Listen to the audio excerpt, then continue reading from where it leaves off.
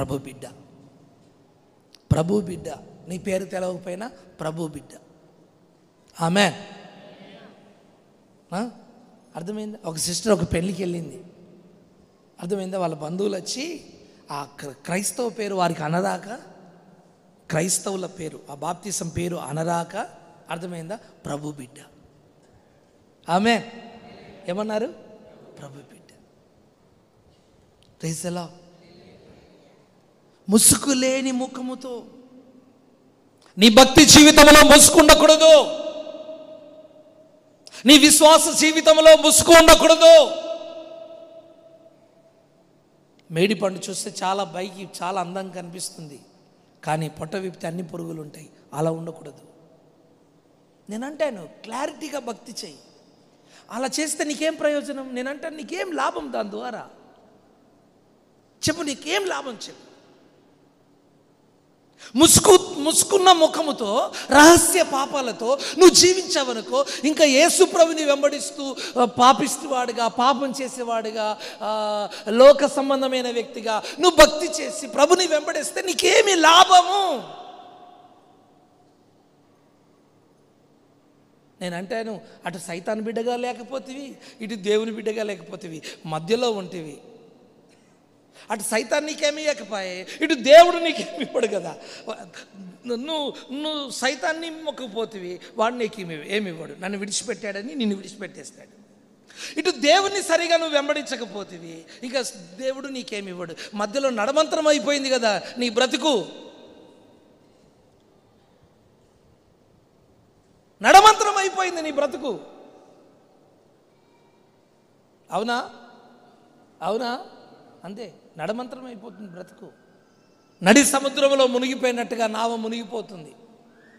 అప్పుడు నువ్వు పాట పాడుకోవాలి, నడిపించు నా నావా నడి సాంద్రమున దేవా. అంతే, ఆ నడి సముద్రంలోనే మునిగిపోతుంది. అటు సైతాన్ని వదిలిపెట్టావు, అర్థమైందా? సైతాన్ని విడిచిపెట్టేసి నిన్ను. ఇటు ప్రభు దగ్గరికి వచ్చావు, ప్రభుని సరిగా వెంబడించడం లేదు, ప్రభు విడిచిపెట్టాడు. మధ్యలో ఉంటే నీకేం లాభం చెప్పండి? నువ్వు ఆలోచించు, నీకేం లాభం చెప్పు.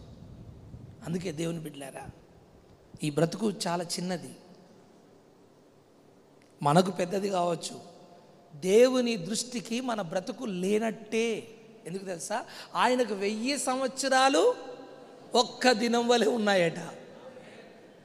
1000 సంవత్సరాలు ఒక్క దినమైతే నీ బ్రతుకును ఒక్కసారి ఆ 1000 సంవత్సరాలు లెక్కేసుకుంటే శూన్యం. నీ బ్రతుకు శూన్యం, నా బ్రతుకు, నా జీవితం శూన్యం.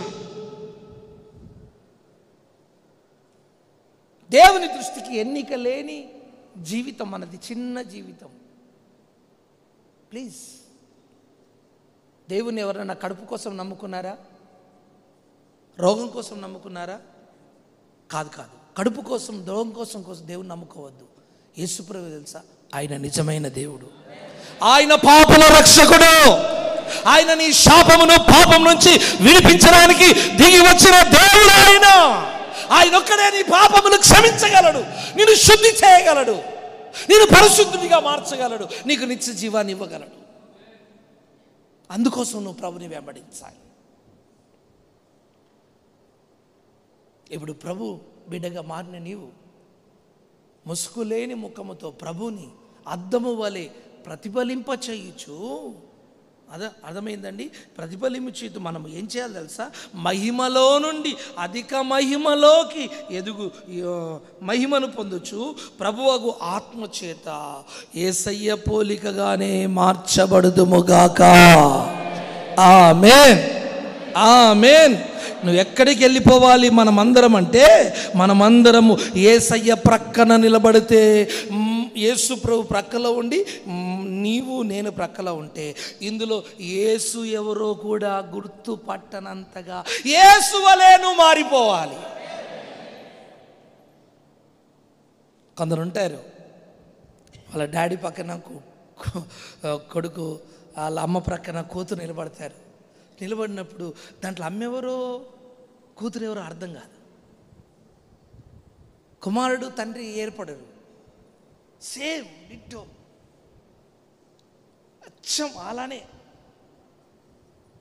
నేనంటాను యేసు ప్రభు ప్రక్కన నువ్వు నిలబడితే యేసు ప్రభు ఎవరో నీవెవరో ప్రజలు గుర్తుపట్టనంతగా నువ్వు యేసు వలే చెప్పాలి. నువ్వు యేసు వలే యేసు వలే యేసు వలే యేసు వలే యేసు వలే యేసు వలే మారిపోదుముగాక మారిపోదుముగాక మారిపోదుముగాక. అట్టి మహిమలోకి మనం ఎదుగుదుముగాక. హల్లెలూయా. మనమందరం అలా యేసు వలే మారిపోవాలి.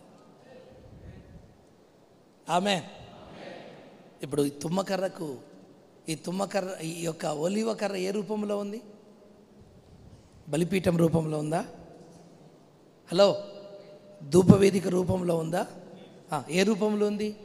ఈ ఒలీవ చెట్టు కర్ర ఏ రూపంలో ఉంది? కెరూబు రూపంలో ఉంది.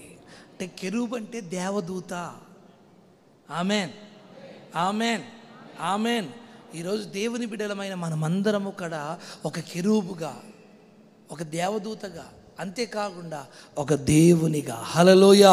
యేసు వలే యేసు వలే పౌలు చెప్పినట్టుగా యేసు వలే ఆ పోలికలోకే, ఆయన పోలికలోకే మనమందరం మారిపోదుముగాక. Praise the lord. హల్లెలూయా. ఎందుకు తెలుసా? రేపు మనం యేసుతో ఉండబోతున్నాము. యేసుతో ఉండేవారు ఎవరు అంటే యేసు వలే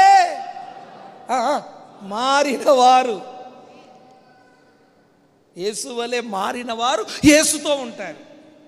యేసు వలె మారకుండా నువ్వు యేసు ప్రభు దగ్గర పోయినావు అనుకో, అంటాడు మీరెవరో చెప్పండి. ఈ మాట మీకు అవసరమా? ఈ మాట మీకు అవసరమా? ఈ మాట మీకు అవసరమా? చెప్పాలి. అయ్యా మీరెవరో అంటావేంటయ్యా? నేను నిర్మల్లో ఉండే నిర్మలమ్మను.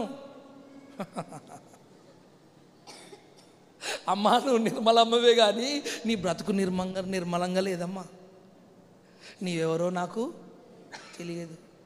ప్రభువా బాప్తిసం లిస్టులో నా పేరుందయ్యా, నేను నిత్య సంఘానికి వెళ్తానయ్యా, మా పాస్టర్ గారు చేయరాదు పాస్టర్ గారు అయ్యా. మీరెవరో నేను ఇంకా నీకు గుర్తొచ్చిన అన్నీ నువ్వు చెప్పావనుకో, అమ్మగారి పేరు చెప్పావనుకో, జాయన్న పేరు చెప్పి, ప్రైజక్క పేరు చెప్పి, సంఘస్థుల్లో విశ్వాసుల పేర్లు చెప్పి గుర్తుపట్టయ్యా గుర్తుపట్టయ్యా గుర్తుపట్ట. ఆయనకి ఏమైనా మతి మరిపోయింది? ఆయనకి ఏమైనా మతి మరిపోయింది నేను గుర్తుపట్టకపోవడానికి? ఆయన గుర్తున్నా ఆయన అంటాడు నువ్వెవరో తెలియదు. అందుకే దేవుని బిడ్డలారా ఆ మాట మనకు అవసరము లేదు. Amen amen. ఏమనాలి తెలుసా?